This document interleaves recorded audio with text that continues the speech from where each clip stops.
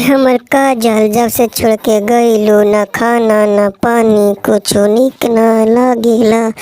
ये हमर जान जब से छोड़ के गइलू, कुछो लागे न निक, सब लागे वीरान।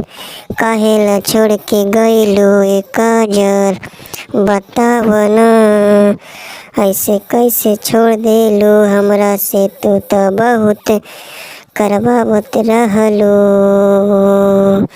बोला ये खेसारी तोहरा के हम अब पसंद नइखे, एही खातिर छोड़ के चल गइनी।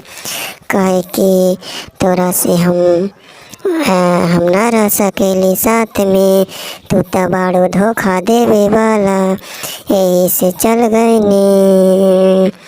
सुने खेसारी जी, हम रउआ के साथ न रह सकीला, आप काम करते थे मेरे साथ बहुत ज़बरदस्ती, इसलिए छोड़कर चल गइनी। ये हमर काजल जान, हमरा लगे याद आवता तोहरा बहुत रोजे रोज।